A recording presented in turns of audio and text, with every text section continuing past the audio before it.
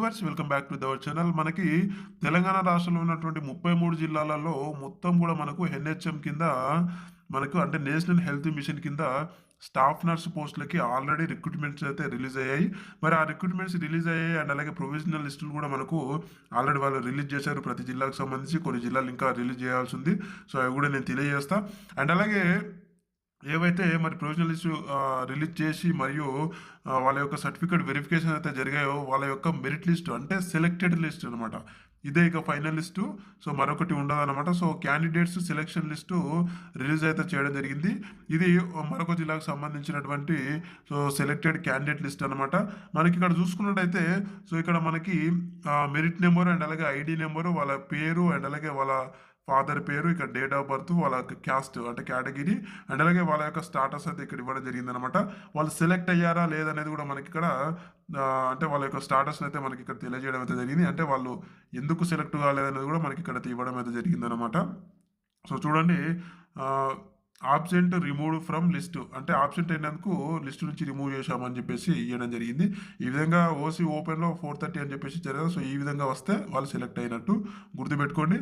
So కాబట్టి ఈ యొక్క సెలెక్షన్ లిస్టు మొత్తం కుటుంబంగా మనకి దాదాపుగా ఎంతమంది అంటే 74 ఐ థింక్ 74 లేదా 77 ఉంటారు. ఆ 77 మంది అనమాట. చూడండి, ఇక్కడ 77 మంది సెలెక్ట్ అయినట్టు మనకి ఈ లిస్ట్ అయితే ఇవ్వడం అయితే జరిగింది. సో ఈ లిస్టు మరి మీకు 13 తారీఖు, ఓకే, ఈ నెల 13 తారీఖున 10:30 వరకు మీరు ఇక్కడ ఇచ్చినటువంటి ఏదైతే అడ్రస్ ఉందో ఆ అడ్రస్కి మీరు కౌన్సిలింగ్కి వెళ్ళాలన్నమాట.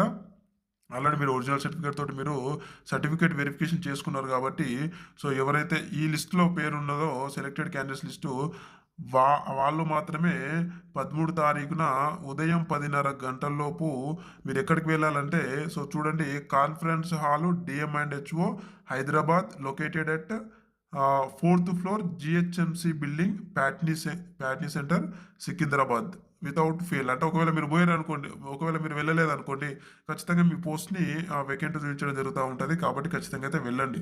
ఓకే, ఇది హైదరాబాద్ జిల్లాకు సంబంధించినటువంటి సో మెరిట్ లిస్టు. ప్రతి జిల్లాకు సంబంధించినటువంటి మెరిట్ లిస్ట్ అయితే రిలీజ్ అవుతూ ఉన్నాయి.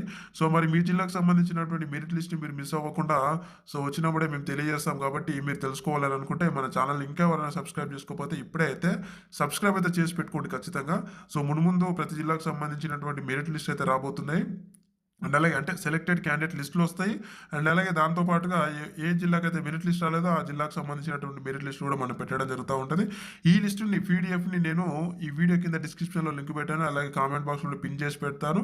అక్కడ నుంచి అయితే మీరు డైరెక్ట్ లింక్పై క్లిక్ చేసి ఈ యొక్క లిస్ట్ని అయితే మీరు డౌన్లోడ్ చేసుకొని మీ పేరు ఉందో లేదో హైదరాబాద్ వాళ్ళందరూ కూడా మీ పేరు ఉందో లేదో ఒకసారి చెక్ చేసుకొని ఉన్న వాళ్ళందరూ కూడా సో చెప్పాను కదా ఇంతకుముందు డేటు, ఆ డేట్కి అయితే వెళ్ళేసి అక్కడ ఇచ్చినటువంటి అడ్రస్కి అయితే వెళ్ళి మీరు కాన్ఫరెన్స్ హాల్లో మీరు డైరెక్ట్గా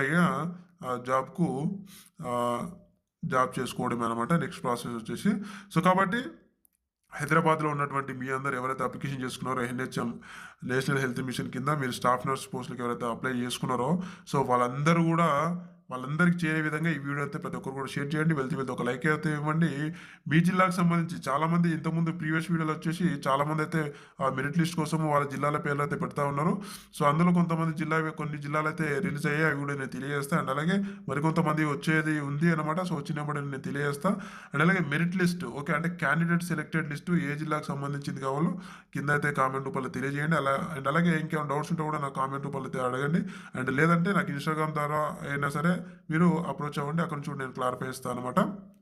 దీంతో పాటుగా మనకి ఆర్ఆర్బి రిక్రూట్మెంట్స్ అండ్ అలాగే సిఐఎస్ఎఫ్ అండ్ అలాగే ఇవేవి మన ఎస్ఎస్సి జీడీ కానిస్టేబుల్ ఇవన్నీ అంటే రకరకాల ఉద్యోగాలకు సంబంధించినటువంటి అప్లికేషన్ అయితే జరుగుతూ ఉన్నాయి. మనం కేవలం 99 రూపీస్కే సో ప్రతి అప్లికేషన్ అయితే చేసి పెడుతున్నాము.